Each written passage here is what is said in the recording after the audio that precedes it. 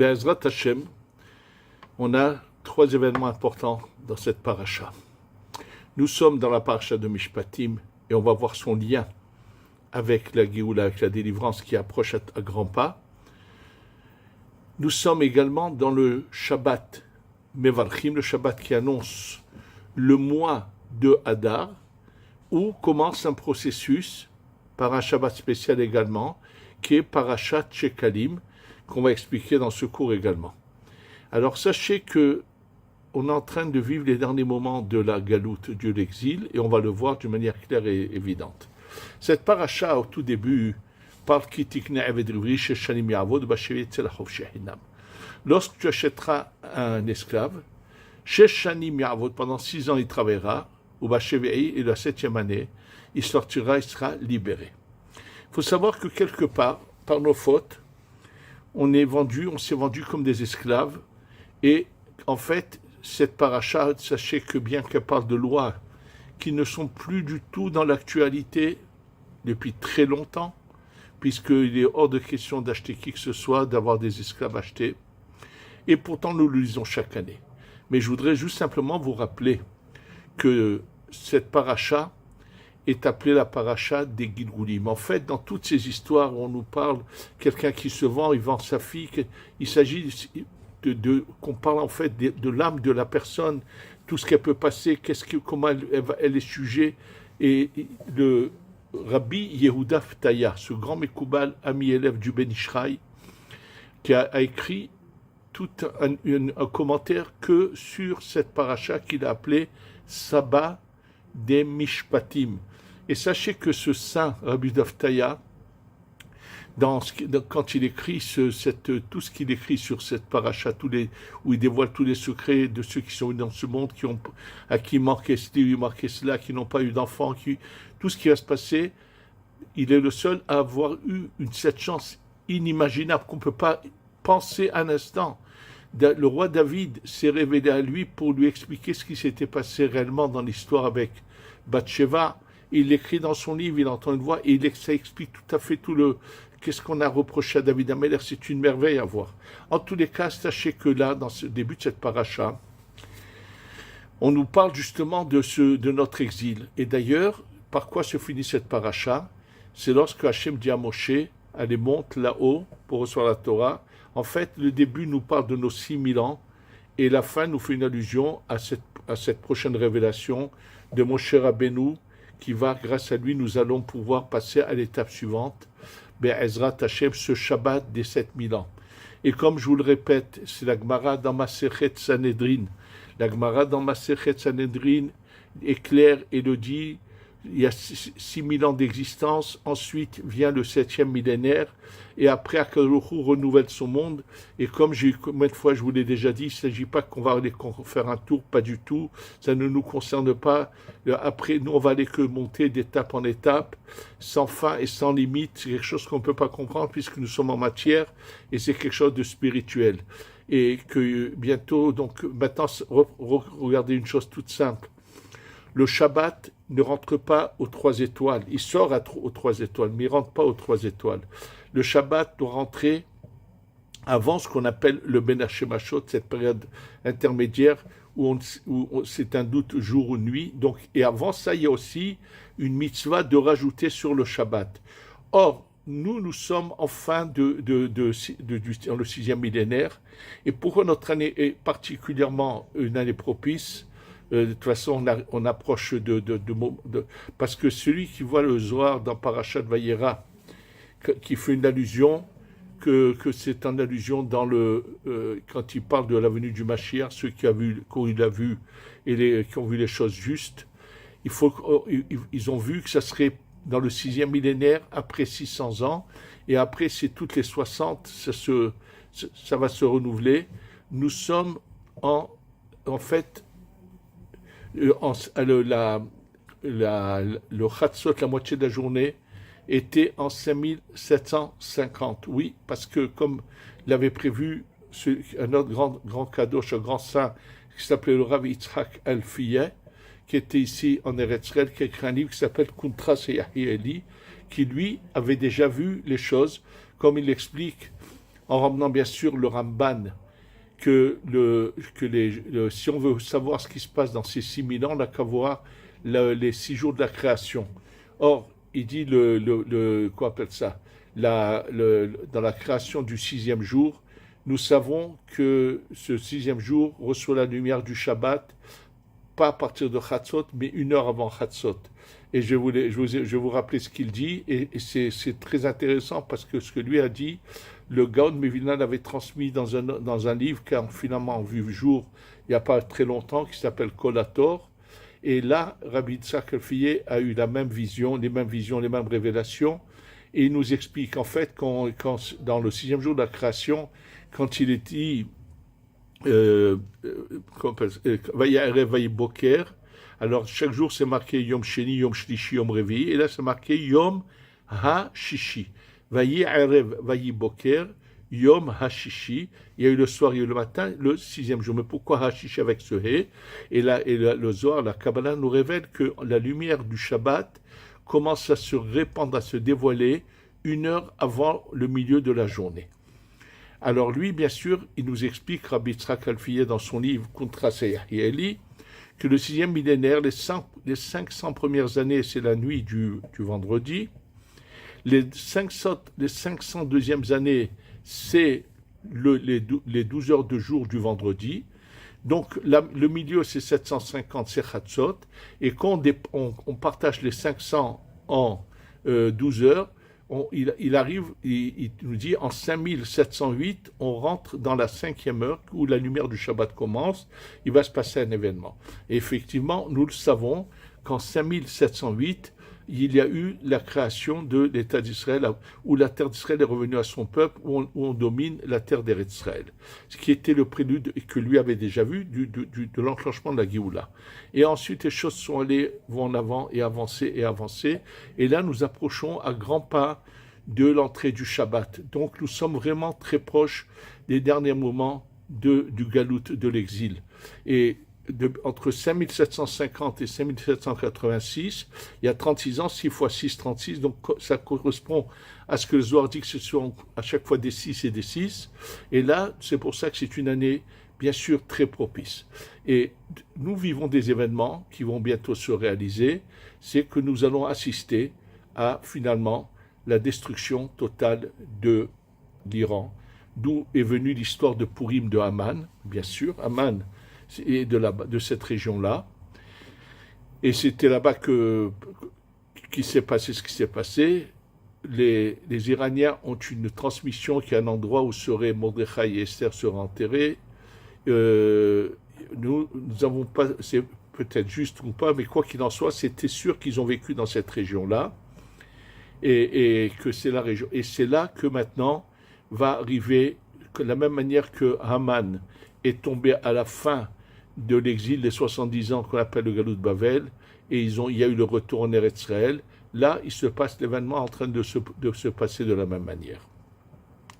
Le problème qu'on va tout de suite aborder, et donc c'est cette image-là qu'il y a dans le début de la paracha, que des esclaves pendant 6 jours, il s'agit des 6 millénaires, et finalement, au Bachevei et la 7e, ils vont être délivrés. Ça veut dire que nous sommes près maintenant de la délivrance totale du Am Israël.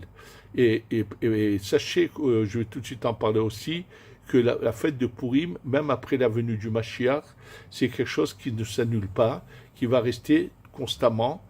Ça ne veut pas dire que les autres fêtes n'existeront pas, mais elles n'auront pas leur importance. On ne parlera plus de la sortie d'Égypte, puisqu'on parlera de la sortie du Galout, comme c'est expliqué. Mais Purim va être fêté. Pourquoi? C'est ce que je vais tout de suite expliquer dans ce cours. Quelle est cette lumière de Purim qui va rester? Pourquoi elle va rester cette lumière?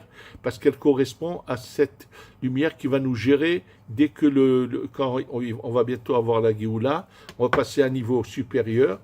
Et sachez que cette lumière que nous allons avoir quand on va passer à ce niveau supérieur, c'est cette lumière qui s'est dévoilée le jour de Purim, et qui à travers Mordechai, et qui a bien sûr anéanti Haman et tous ceux qui nous voulaient du mal, et comme on l'a vu, comment les choses se sont passées.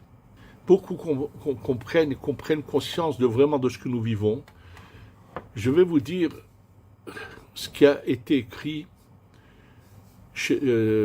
dans la Kabbalah sur ce qui s'est passé à Purim, où Hachem s'est révélé sans miracle spectaculaire, d'une manière cachée dans la nature, mais il faut savoir qu'il est marqué la phrase suivante. Dans la Megillah de Esther, il est marqué Yeshno Amechad Mefuzar Mefuad Bechol Ha'amim. Lorsque Haman va essayer de convaincre Ahashverosh d'accepter d'anéantir, il voulait faire du mal au peuple juif, donc leur faire ce qu'il voulait, il avait comme intention. Et il lui dit la phrase suivante Yeshno Amechad Mefuzar Mefuad Ben. Il y a un peuple qui se trouve éparpillé dans le monde, puisque Ahashverosh était roi sur 127 pays, il lui dit sache que ils sont éparpillés dans toutes les régions, dans tous les pays. Mais il lui dit un mot qui est bizarre. Au lieu de lui dire Yesh Amechad, il y a un peuple, il dit le mot Yeshno. Il existe dans d'autres endroits, rarement c'est utilisé. Mais là, le Midrash dit quelque chose de très surprenant. Le Midrash dit que lorsqu'il doit parler, et c'était presque un an avant le miracle de Purim, puisque lui, il n'a pas pu laisser aucune chance de rater son coup. Il a fait ce qu'on appelle un goral, un tirage au sort pour savoir, c'est-à-dire quel est le moment le plus propice pour qu'il réussisse dans son plan. Et ça, il l'a fait presque un an avant, et il lui est sorti dans ce tirage au sort, lui est sorti le mois de Hadar. Et quel était en fait qu'est-ce qu'il a voulu dire par ces mots-là? Et ça, c'est la Kabbalah qui le révèle, quand il lui dit Yeshno. Le mot Yeshno ressemble au mot Yashen, quelqu'un qui dort.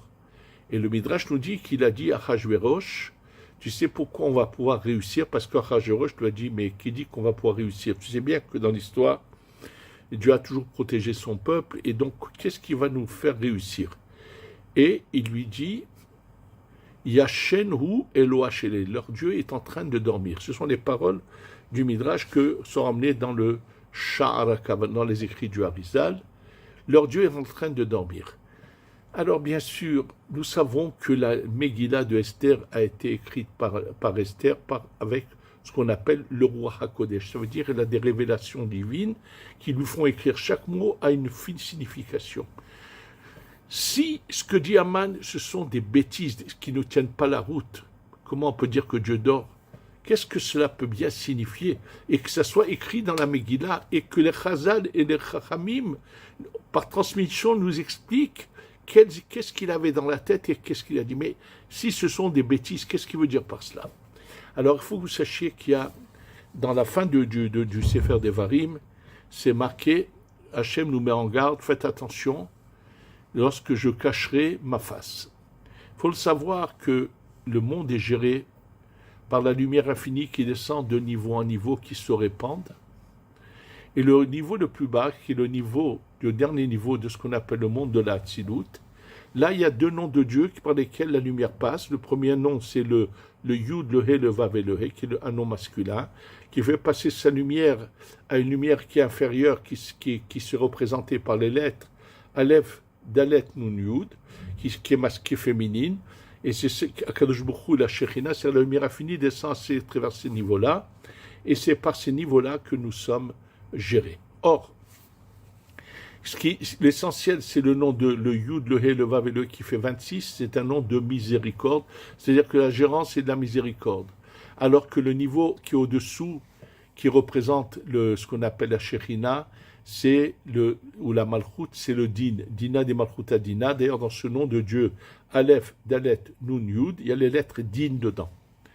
Et si la gérance se fait par ce dernier niveau, c'est terrible pour le peuple d'Israël. C'est pour ça que dans le Tikkun HaZohar, il explique pourquoi la sortie d'Égypte s'est passée au mois de Nissan et non pas au mois de Tishré. Comme dit le Tikkun HaZohar, Tikkun Nun Dalet, si ça avait été au mois de Tishré qu'on serait sorti d'Égypte, il dit ça aurait été très peu nombreux ceux qui seraient sortis.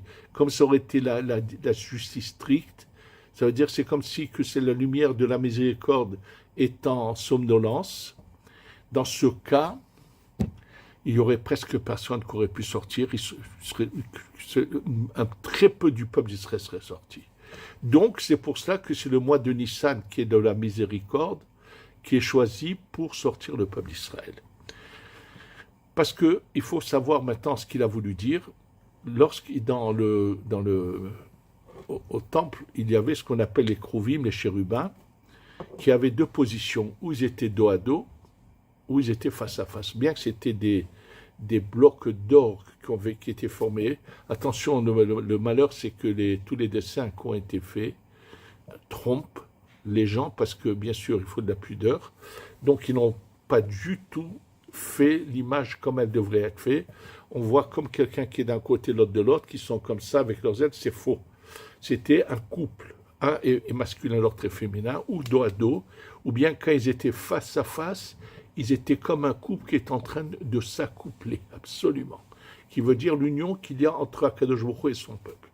Lorsqu'on faute, ils se retournent dos à dos, c'était quelque chose de miraculeux, puisque c'était des blocs d'or mais qui étaient gérés par une lumière spirituelle très forte, qui, bien sûr, montrait le reflet de ce qui se passait là-haut.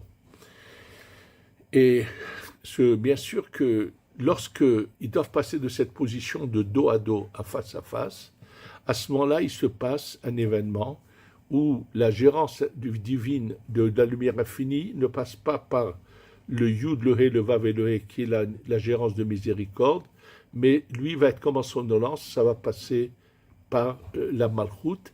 Et ça, c'est un événement qui se passe à chaque fois qu'il doit y avoir un retour face à face. Ça veut dire une fin d'exil et un début de délivrance.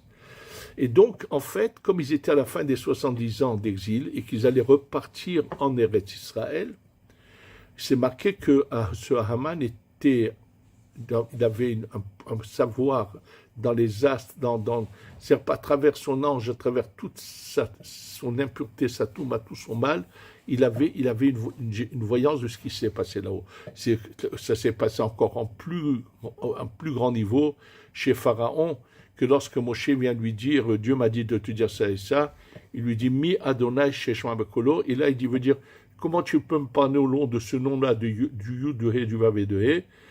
Il est pas là, il s'est retiré. C'était quelque chose, ils avaient des visions, mais c'est pour ça qu'il faisait que Pharaon était persuadé qu'il aura le dessus, qu'il pourra faire. Et ce qui se passe ce soir de Pessah, c'est que cette lumière, la lumière infinie revient par la puissance de ce nom de Dieu, de Yud Ke Vav Ke, se révèle, ça abat et ça détruit nos ennemis. Donc, en fait, ce qui s'est passé à Purim, c'était la même chose. Et qui c'est qui a fait descendre cette lumière en puissance, même quand le côté masculin est en somnolence? C'était par l'intermédiaire de Mordechai, qui lui représente cette lumière, mais même à travers le dîn, il l'a dévoilée, et il a fait descendre une lumière qu'on ne peut jamais faire descendre. Ça a été une exception, celle dont je vous ai parlé, encore plus haute que celle qui a été utilisée au moment de la traversée de la mer, quand c'est marqué le mot Atika dans le Zohar. Lui, il est allé dans un niveau du Atika qui est encore plus élevé, qu'il a fait descendre Mordechai. Sachez que donc les Mekoubanim nous expliquent que ce qui s'est passé à Purim, ce danger terrible, où Chas v'Shalom, on voulait exterminer le peuple d'Israël, Chas v'Shalom, ils nous préviennent, attention, avant la délivrance totale où on revient en Eretz Israël, il va se passer un événement semblable qui sera un danger terrible. Et cet événement est appelé chez les Mekoubalim la Nessira. Et là, c'est le retour face à face des deux luminaires qui représentent, dans laquelle s'habille la lumière infinie, qui doivent revenir face à face. Et malheureusement, c'est ce qui s'est passé pendant la Shoah, où on n'a pas eu un Mordechai. Et ce qui s'est passé, c'était l'inverse. C'est que Haman est revenu en Gilgoul chez Hitler, avec ses 10 enfants ceux qui ont été pendus à Nuremberg, qui sont en allusion dans la Megillah. Beaucoup l'ont déjà prouvé par ces lettres spéciales qui sont plus grandes dans les 10 noms des enfants de Haman, qui font une allusion à ce qui s'est passé. Et malheureusement, ce mouvement, ça s'est passé. Et nous sommes maintenant dans la phase du face-à-face. Mais je voudrais maintenant m'appuyer sur un point très important qui nous concerne aujourd'hui. Avant la Shoah, bien sûr que les problèmes commençaient, la montée du nazisme en Europe, la nuit de cristal en 1933.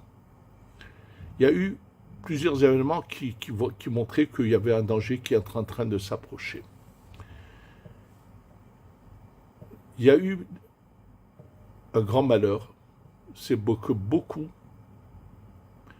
de rabbinim qui étaient présents de cette époque-là ont été aveuglés, n'ont pas eu la chance de voir l'authenticité des choses et n'ont pas encouragé leur communauté à partir, ni eux-mêmes, et pensaient que finalement tout s'arrangerait.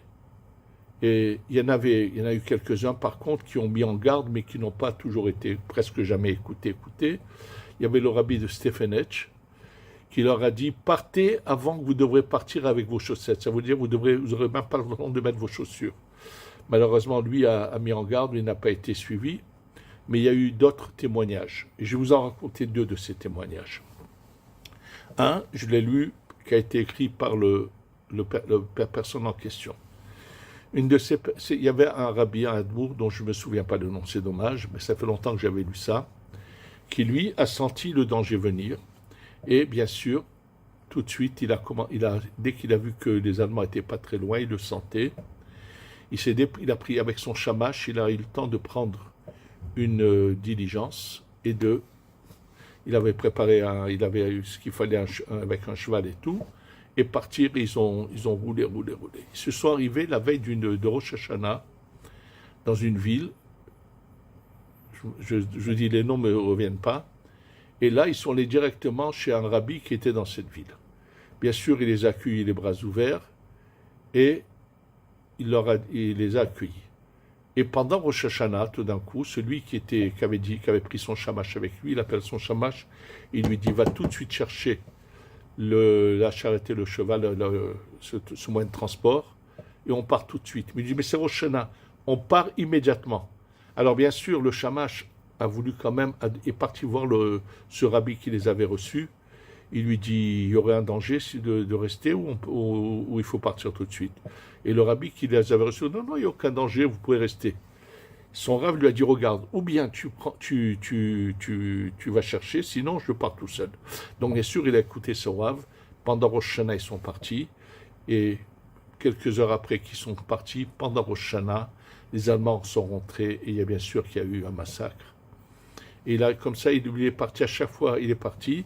Et il y a eu la même chose chez le Rav Chaim Shmulevitz, celui qui est ensuite venu en Eretz Israël et qui a mis sur pied la yeshiva la plus nombreuse au monde, c'est la yeshiva de Mir, qui a des milliers d'élèves, oui, ici à Yerushalayim. Et lui, il a pris sa yeshiva, et il est parti à chaque fois, il a évité. Il a à chaque fois quitté, il est arrivé jusqu'en Chine, et il a pu sauver lui et sa yeshiva d'une manière miraculeuse. Il y a eu encore un autre cas que je peux vous dire dont j'ai un témoignage d'un chassid de je ne sais plus de quel chassidoute, c'est aussi celui qui me l'a raconté, est encore en vie, il s'appelle le Rav Gedalia Rabinovitch, qui a rencontré le fils de la personne dont je vous parle, qui lui a senti que ça n'allait pas, et donc il est d'abord parti, il a quitté puisqu'ils étaient en Ukraine, ça n'allait pas, il y avait des pogroms avant la Shoah déjà, et finalement ils ont compris que ça allait mal tourner avec l'Allemagne et tout, et donc il décide de partir en Eretz Israël, mais comme il était parti d'abord de la ville où il y avait son rabbi, je crois vers l'Allemagne, et là il décide de partir en Eretz Israël, il retourne dans sa ville, et il dit au revoir à son rabbi. Et quand il vient lui dire au revoir, son rabbi lui dit, mais pourquoi tu pars? Il lui a dit, rabbi, je ne suis pas venu te demander ce que je dois faire, je suis venu juste te dire au revoir, je m'en vais. Et bien sûr, il est parti, et il a été sauvé. Il s'est installé ici en Eretz Israël, et son fils, qui connaissait toute l'histoire de son père, il y a, je ne sais pas combien d'années, 30, 40 ans en arrière, ou même plus, a voyagé aux États-Unis. Et lorsqu'il a voyagé aux États-Unis, lui, le fils de cette personne-là, qui était un vieux monsieur déjà, c'est lui qui a raconté cette histoire au Rav Gedalia Rabinovitch. Et alors, qu'est-ce qu'il a fait? C'est comme il était aux États-Unis et qu'aux États-Unis, il y avait un descendant de ce rabbi qui avait dit à son père, un des fils de ce rabbi qui avait dit à son père, non, vous pouvez rester, pourquoi vous partez, ne partez pas. Alors lui est allé le voir. Il lui a raconté, il lui a dit, sache que moi, mon père s'appelait comme ça, c'était un chassid de ton père. Et il lui raconte tout. Et il lui dit à la fin de la discussion, dis-moi, qui c'est qui avait raison, mon père ou le tien? Et qu'est-ce qu'il lui a répondu, le fils de Sohabi? Il lui a dit, qu'est-ce que je vais te dire? Avant la Shoah, les rabbanim n'ont pas vu ce qui est en train d'arriver. Dieu leur a caché les yeux. Bon, c'est ce qu'il a été sa réponse. Ce que je veux dire par cela, ça nous concerne actuellement. Je peux vous dire qu'il y a des années, il y a je ne sais plus combien, après la montée de Khomeini en Iran, pas tout de suite les Juifs sont partis. C'est ce qui a été un effet déclencheur qui a fait partir beaucoup de Juifs. C'est lorsque un Juif très très riche, qui avait quitté l'Iran et puis qui est revenu, il a dit moi j'ai de bons contacts et tout. Et quand il est revenu là-bas, finalement ils l'ont arrêté et ils l'ont condamné à mort. Ils l'ont pris toute sa fortune et l'ont condamné à mort. Bien sûr, ça fait partir beaucoup de Juifs. La grande majorité sont partis. Mais il y en a d'autres. C'est une époque où ils sortaient de l'Iran en passant par un autre pays et venaient ici. Je peux vous dire que personnellement, il y a à peu près environ 30 ans de cela, dans mon bureau sont venus un jeune couple de juifs iraniens. Et pour une bracha, ils étaient sortis d'Iran en passant par un pays tiers, ils allaient repartir. Je n'ai pas cessé de leur parler, de leur dire ne repartez pas. Ils avaient une maison ici, ils avaient des moyens. Monsieur a pleuré, mais il est quand même reparti. Ils n'ont pas voulu comprendre les choses. Aujourd'hui, ils n'ont plus rien. Ils sont en Iran, l'économie est complètement à plat, et ils vivent dans une peur constante, surtout avec ces événements qui viennent de se passer. Baruch Hashem, selon les informations, aucun juif n'est allé manifester, donc aucun d'entre eux n'a été tué. Il y en a qui ont été arrêtés, à ce qui paraît par erreur et relâchés, c'est ce qu'on dit, mais on ne sait pas exactement les détails. Quoi qu'il en soit, sachez que ce qui s'est passé à Purim, la chute de Haman, ce Purim qui arrive, Be'ezrat Hashem, il va y avoir également la chute de l'Iran, Be'ezrat Hashem. Et c'est sûr que c'est le prélude de ce moment propice qui est le mois de Nissan pour nous délivrer totalement, pour que cette fois, Be'ezrat Hashem, ce Pessah, nous puissions emmener le Korban Pessah, l'agneau pascal. Oui, on est en train de vivre, je le répète, les derniers moments.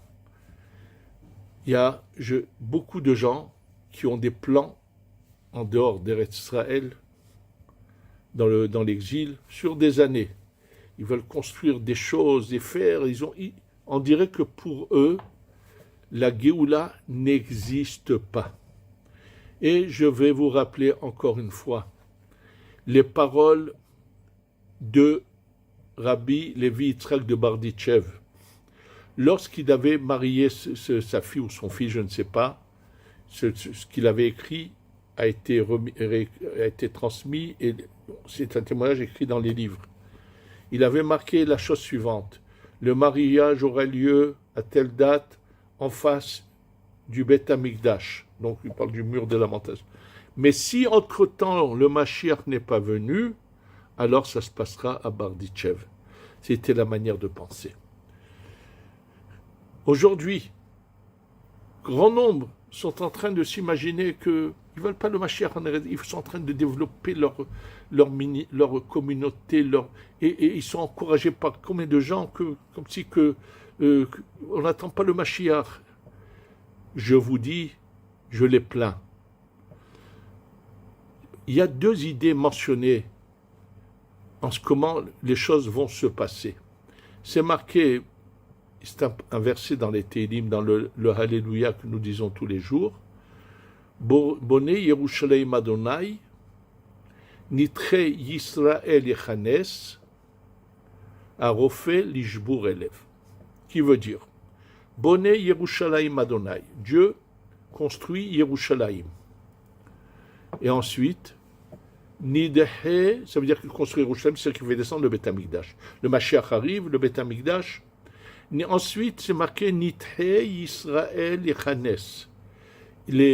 Ceux qui sont repoussés, ça veut dire que ceux qui ne sont pas dans l'Eretz Israël, en dehors d'Eretz Israël, Yechanes, il va les rassembler où en Eretz Israël. Et ensuite, il y aura la résurrection des morts qui va venir guérir les cœurs brisés. Arophé, qui guérit les chevaux, élève les cœurs brisés. Or, il y a deux explications sur ce verset. Une qui se trouve dans le Zohar et une qui se trouve dans le Midrash. Dans le Zohar, c'est noir sur blanc, c'est d'abord, le Mashiach se dévoile, descend le Beth Amikdash, et seulement après, ceux qui se trouvent en exil vont venir. Surtout que le Mashiach va combattre nos ennemis, et ils vont être les malheureux dans un état de crainte, de peur, de terrible ce qui va se passer. Donc ça, c'est une formule qui se trouve dans le Zohar. Et il y a l'autre formule qui se trouve dans le Midrash, qui dit comme ça, Boné Yerushalayim Adonai, quand est-ce que la ville de Yerushalayim va être construite? Quand seront rassemblés ceux de l'exil seront rassemblés d'abord. Ça veut dire que les événements ne vont pas dans la compréhension d'apparence du verset, mais différemment. Nous savons que tout ce que disent nos sages, il ne peut pas y avoir quelqu'un qui s'est trompé. Les deux sont justes. Bien sûr qu'il y a grand nombre de personnes qui sont Baruch Hashem, qui n'ont pas les moyens, qui sont dans l'impossibilité de venir et qui ont très envie de venir. Il y en a. Ils ne savent pas comment ils vont sortir. Ils n'ont pas de pas shoot. S'ils viennent, ils ne vont pas avoir de quoi vivre, c'est tout. Il y en a, bien sûr qu'il y en a, pour qui la Emouna est très forte. Tout cela, c'est clair qu'au moment où le Mashiach se dévoile, il va les faire venir eux tout de suite, et eux n'auront pas à souffrir et à être en stand-by et à attendre. Malheureusement, comme je vous le répète, et je vous l'ai dit déjà, ce qui s'est passé en Égypte, que ceux qui n'avaient plus envie de sortir, ce qui leur est arrivé. Si, il y a des années, on avait dit, unanimement, les rabbinim s'étaient tous mis à dire aux Juifs d'Iran, partez, ne restez pas pour l'argent, partez, ils ne seraient pas aujourd'hui dans la situation dans laquelle ils se trouvent, où de toutes les façons, l'économie est foutue, ils n'ont plus rien, et ils sont dans une impasse, dans une peur, ils savent du lendemain, qui ne savent pas ce qui peut se passer, parce que certainement il va finalement y avoir cette guerre où l'Amérique n'aura pas le choix, va devoir réagir et faire ce qu'elle va faire, et qui pourra bien sûr les mettre eux-mêmes en danger. Mais sachez une chose, que Hachem va leur donner quand même encore une chance. Quand ce moment où cet affrontement va se passer, il va y avoir un moment où Téhéran, avec son aéroport, va être libéré pour un moment, où on donnera une ouverture aux Juifs de là-bas de se sauver sans rien, mais de venir. Et ensuite, bien sûr, il va y avoir une guerre civile, parce qu'il faut savoir que les islamistes sont nombreux, et que même si l'Amérique donne un coup, ils se réveilleront, il se passera des choses terribles, qui sera la fin de l'Iran totale. Puisque de toute façon, c'est eux qui nous ont fait pendant des générations des misères, comme on le sait. Donc il se passera ce qui se passera. Il faut qu'on soit tous conscients que nous sommes en train d'arriver à la Géoula. Et que, aussi bien les Juifs de France, des États-Unis, de partout ailleurs, qui pensent à des projets à long terme, comme si ce n'est pas demain la Géoula, quelle déception et quelle claque ils vont recevoir quand ils verront que tout d'un coup, mais ils avaient des projets, ils voulaient faire de se construire quelque chose vous êtes à côté de la plaque. Vous ne prenez pas conscience que nous sommes en fin de parcours, absolument. Et Hachem fait de tout pour que tout le monde se réveille et comprenne que nous sommes en fin de parcours et qu'on doit tous désirer ensemble demander qu'Hachem nous délivre. Nous arrivons dans ce mois où s'est révélé des lumières incroyables. Et ça commence justement dans cette paracha de Mishpatim où on va parler de ce qu'on appelle le Zecher le Machatzit HaShekel. Pourquoi nous donnons chaque année cette somme en souvenir du Machatzit HaShekel? C'est marqué dans le Midrash sur Esther que lorsque Haman, le roi, lui dit « Va me chercher tout ce que tu as dit, que celui que le roi il aime, il faut qu'il soit habillé avec les vêtements du roi, sur le cheval du roi, tu vas faire ça à Mordechai. » Naturellement, Haman va à la recherche de Mordechai, et là Mordechai avait rassemblé un maximum de jeunes pour leur donner un cours de Torah, parce que c'est que la Torah qui peut nous sauver. Et c'est marqué que lorsque Haman arrive, bien sûr, alors tous ceux qui sont dans l'endroit où Mordechai donne le cours se sauvent, et Mordechai préfère qu'il se sauve et que ce soit que lui, parce qu'il pensait qu'Haman vient pour tuer tout le monde. Et là, Haman lui dit non, il vient la tête basse, et il lui dit, voilà ce que le roi lui a dit, c'est-à-dire tout d'un coup, tout s'inverse. Celui qui voulait tuer Mordechai avait préparé un poteau de 50 coudées, et les 50 représentent la lumière de la Bina. Il ne savait pas que la Bina allait se retourner contre lui, et c'est pour ça que c'est lui qui est pendu dessus. Donc, il lui avoue que maintenant c'est l'inverse qui se passe. Et là, il lui dit, dis-moi, qu'est-ce que tu étais en train d'enseigner à ce public quand je suis venu? Il lui dit, au temps où on avait le temple, la somme qu'on donnait représente 10 grammes d'argent. C'est la somme qui était donnée pendant le mois de Hadar. Maintenant, cette somme-là qui était donnée pendant le mois de Hadar servait pour toute l'année à acheter les sacrifices, les corbanotes qu'on a envoyés au Beth Amikdash. Attention, ça c'était tous les ans en Eretz Israël. Pendant le désert, ils ont eu 3 fois à donner ce Machatzit HaShekel, c'est autre chose.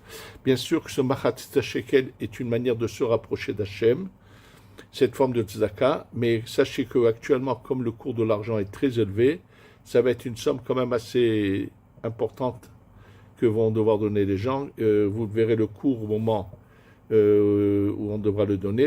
On peut le donner entre le début du mois de Hadar et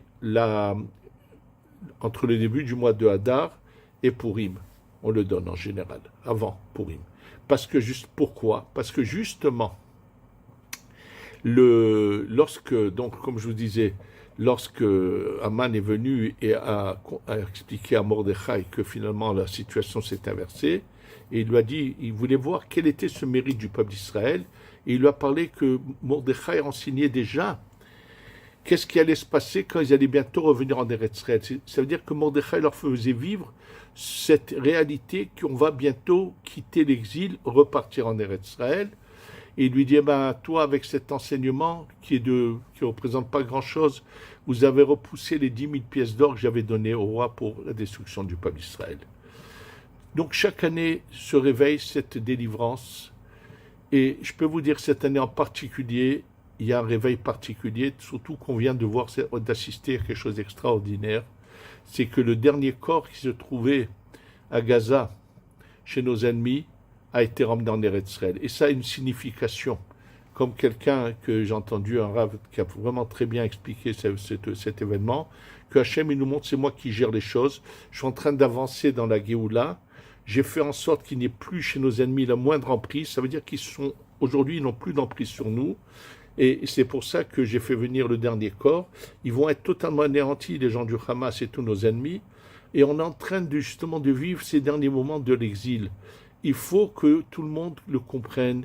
Et tous ceux qui peuvent se dépêchent de venir pour être là à recevoir le Beth Amikdash, la Géoula. Ne pas s'imaginer, et ne pas oublier que le but, c'est de se rapprocher d'Hachem. Le Machatzit HaShekel, le mot Shekel, c'est Nefesh, on est des demi, on va se rapprocher d'Hachem. c'est le Korban Tachon les Karev rapproché, c'était. Donc on fait tout maintenant pour déclencher ces derniers moments de l'exil. Et comme je pense que vous l'avez déjà dit, que le Rav Ben Sion Abba Shaoul, en 5750 déjà, où c'était le Chatzot, le milieu de la journée de ce vendredi, et on lui avait annoncé que la Géoula devait venir. Malheureusement, il y a eu un empêchement en dernière minute, mais nous sommes à l'entrée du Shabbat. Alors, Be'ezrat Hashem, nous allons maintenant, en faisant cette mitzvah de Zecher Machatzit HaShekel, nous rapprocher d'Hachem. Dans ce mois de Hadar, où la lumière providentielle qui nous a sauvés va descendre, et elle va être à son sommet à Purim, on assistera à la destruction de Haman et ses descendants, puisque c'est l'Iran, et qu'une porte va s'ouvrir, comme je vous l'ai dit, pour ces Juifs d'Iran pendant un moment pour qu'ils puissent venir, et pour tous les Juifs du monde entier. Dépêchez-vous de venir, essayez de venir ici ce Pessah, et que Be'ezrat Hashem ensemble, on voit le Beit Hamikdash descendre on voit la Géoula venir, et le Beit Hamikdash descendre, et qu'on passe à l'étape suivante, et qu'il n'y en ait pas qui doivent attendre en stand-by pendant on ne sait pas combien d'années, jusqu'à que le Mashiach décide de les faire venir. Oui, d'ailleurs, ceux qui veulent comprendre que il peut y avoir que cette option existe, n'ont qu'à regarder les dernières paroles de la traité de Makot, où c'est marqué Od Yeshvuz et Kenim Uskenot. Il y aura des gens très très vieux qui vont vieillir. Ça veut dire qu'ils vont voir les choses se faire, mais vont pas encore être dans la participation totale. Il va y avoir aussi des non-juifs qui auront mérité, qui vont assister à tout cela, qui vont vieillir terriblement. Mais il ne faut pas que vous soyez parmi ceux qui seront en stand-by longtemps, en pleurant pourquoi on n'a pas compris qu'il fallait revenir en Eretz Israël à temps. Alors, fasse que tous se réveillent, qu'on tous demandent à Géoula et qu'on revienne en Eretz Israël bientôt, dans la joie, et qu'on ait la Géoula Shlema Shtavo Bimera Be'amenu. Amen ve Amen.